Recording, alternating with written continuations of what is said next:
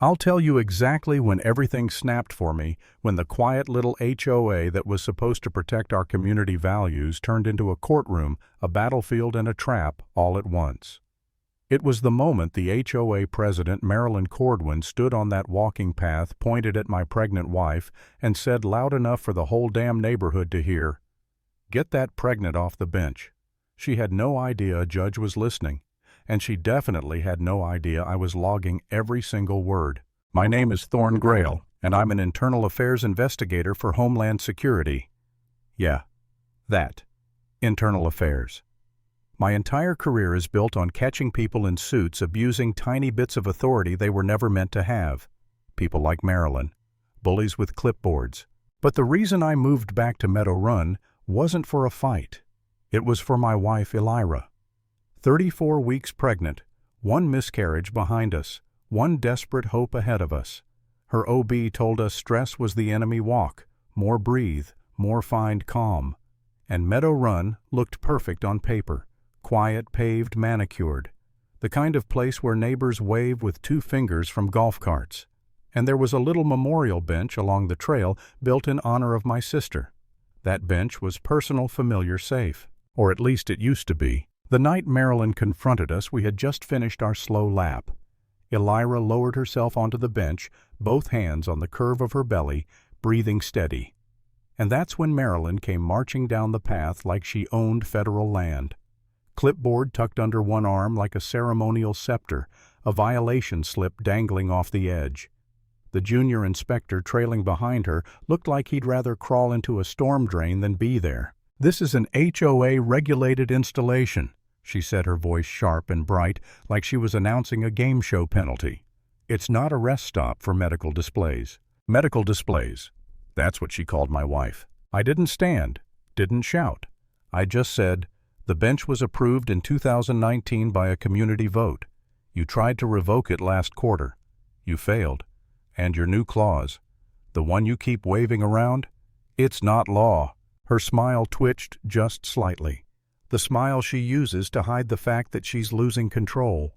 Marilyn was the type who believed HOA bylaws were divine scripture, and she was the chosen prophet. I saw neighbors slowing their evening walks, pretending to tie shoes, trying to look like they weren't listening. But they were. Everyone heard her, and everyone heard what she said next. "Get that pregnant off the bench." Elira pushed herself up slowly, one hand gripping mine, the other bracing her stomach. She didn't say a word. She didn't need to. I could feel the tremor in her fingers. I took the violation slip out of Marilyn's hand. Didn't even read it. Just pocketed it. Because the mic clipped to my belt, my backup recorder had captured everything. We walked home in silence, and I knew right there at 6:38 p.m. that this wasn't going to end with a simple appeal. Marilyn had declared a war she wasn't ready for. The next morning, the first shot landed on our front gate, zip-tied like a condemned building tag. Unauthorized maternity staging in a common visual corridor. A $2, $275 fine. 7 violations. 7 days of what? Walking, existing, breathing while pregnant. When I found Elira staring at the notice barefoot in my old hoodie, I felt something twist in my chest. She whispered, "They're calling me a display now."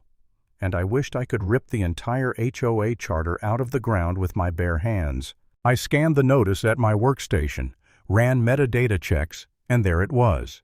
The same problem I'd flagged in my first internal audit. Clause 13F hadn't been ratified. No signatures, no timestamps, just Marilyn's name scribbled like a monarch issuing edicts. HOA security began circling the bench like vultures. A new 30-minute presence limit. A resident commented online asking how the hell that was legal. Her post vanished in minutes. Another asked if she'd be fined for sitting in a wheelchair on her porch. Gone. Profiles deleted. Marilyn was tightening control one click at a time. And that's when I saw him, Judge Rath Dawes. Lot 24. Quiet man, steel gray eyes, walked like his shoes didn't make sound.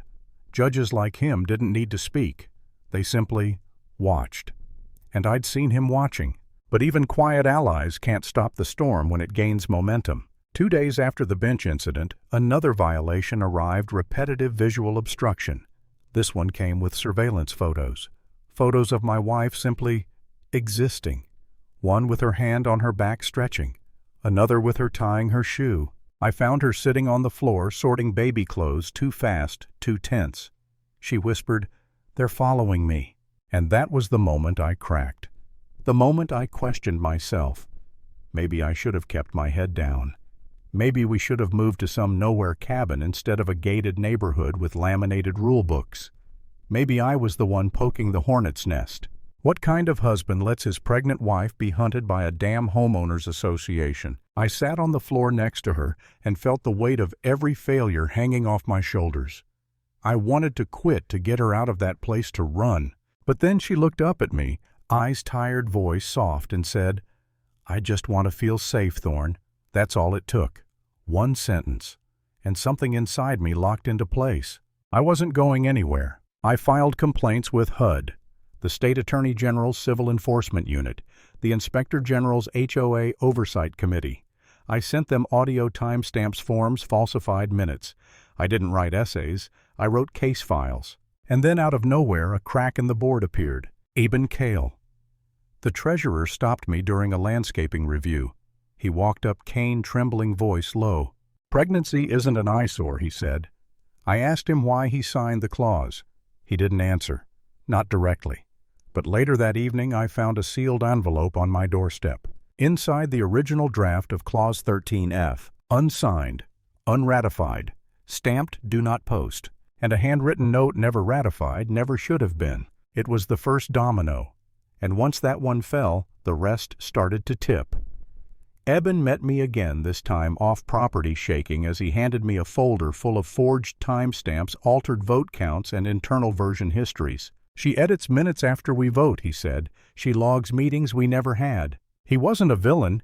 He was a man trapped under Marilyn's thumb. And when he handed me the documents, I saw guilt in his eyes. Fear, too. But mostly, a choice. "She's going to ruin me," he whispered. "No," I said. "She already ruined herself." That night I compiled everything into a 38-page chain of violations deck. Audio, screenshots, PDFs, draft history, metadata. I linked it into HUD's system and added a second endpoint tied to Judge Dawes's court directory. Then I waited. It didn't take long. The HOA summoned us to a special compliance session, mandatory attendance. No agenda, no details. Just a threat disguised as a meeting. When I told Elira, she nodded slowly, eyes dim. "She wants to humiliate me," she said. "No," I told her. "She wants to win. But she doesn't know she's already lost." The clubhouse lights were harsh and cold that evening, nothing like the warm glow they used during potlucks. Residents filled rows, whispering, confused, uneasy. Marilyn stood up front in a blazer sharp enough to cut glass, flipping her clipboard dramatically like she was about to unveil a magic trick. Lyle Bryn hovered at her side, clearly nervous. "This session," she announced, tapping the mic too hard, "is to address ongoing behavioral provocation and systemic disruption by the residents of Lot 7. Whispers shot through the room. She continued, "We propose immediate suspension of Lot 7's access to all common paths, seating areas, and community easements. This is temporary and necessary to preserve community order." Community order? What a joke. I raised a hand. "The emergency beacon is protected under ADA compliance." She cut me off with a smile dripping poison. "Some will say this is targeted, that it's personal, but let me be clear, no one here wants to punish a pregnant woman. We simply want her removed from shared spaces until the disruption passes." Disruption. That word again. Cold. Surgical. Designed to make a human being sound like a spilled drink that needed mopping up. And then she said it, the line that detonated the entire room. "And if any judge disagrees, let them stand. Let them tell us we have to tolerate the pregnant in the middle of our walking path." The silence that followed wasn't quiet. It was electric. A chair scraped, slow, deliberate. And then Judge Dawes stood. "I'll take you up on that," he said. Marilyn's face went sheet white. He stepped forward, pulled a leather folio from his coat, and flipped it open. The badge gleamed under the fluorescent lights. "I am the sitting municipal judge for this district," he said calmly. "What you just stated violates civil rights protections, ADA guidelines, and likely federal housing discrimination law." Gasps tore through the crowd. He turned to me. "Mr. Grail, please stand." I did. Confirm your identity. Thorngrail Internal Affairs DHS. Badge ending in 796. The room erupted shocked gasps, whispers, a few angry mutters. But all I saw was Marilyn, frozen, pale, cracking like cheap porcelain. Dawes didn't give her air to respond. "This hearing is over," he declared. "Effective immediately, the board is suspended pending investigation. All fines frozen. All enforcement actions halted." Lyle tried to stutter something. "We have authority." "No," Dawes snapped. "You had delusions." I stepped forward. "I've already submitted documentation to HUD, the Attorney General, the Inspector General, and Federal Infrastructure Compliance. Clause 13F is void within the emergency buffer zone. You targeted my wife by lot number." A woman in the back, the same one whose comments kept getting deleted, stood and said, "We're tired. Tired of being policed for sitting, standing, breathing. Tired of being told kindness is a disturbance." Dawes nodded at her. "You're safe to speak now." I glanced at Eben in the aisle. He gave me a slow nod. His conscience finally had room to breathe. Marilyn didn't move, didn't blink, didn't speak. Everything she built, every false rule, every wiped comment, every forged vote collapsed around her in front of the entire neighborhood. The board was done. Residents filed out, some whispering thank you, others too stunned to speak. Dawes slipped out with quiet steps, pausing only long enough to say, "Thank you for standing when I asked." When I got home, the beacon outside our house was still pulsing a soft amber heartbeat. Inside, Elira was asleep on the couch, one hand resting over her stomach.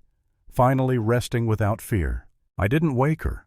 I just sat beside her and listened to her breathe while the neighborhood outside melted into a silence that felt earned, not forced. In the community app, a message appeared at the top. "If you've experienced unlawful enforcement, report it here. No retaliation will be tolerated." And below it, one final line. "Thank you to those who chose to stand." The truth is, I didn't win because I yelled the loudest. I won because I outlasted their silence. That's the lesson here sometimes. You don't need to fight with noise. You fight with proof, patience, and the moment you choose to stand.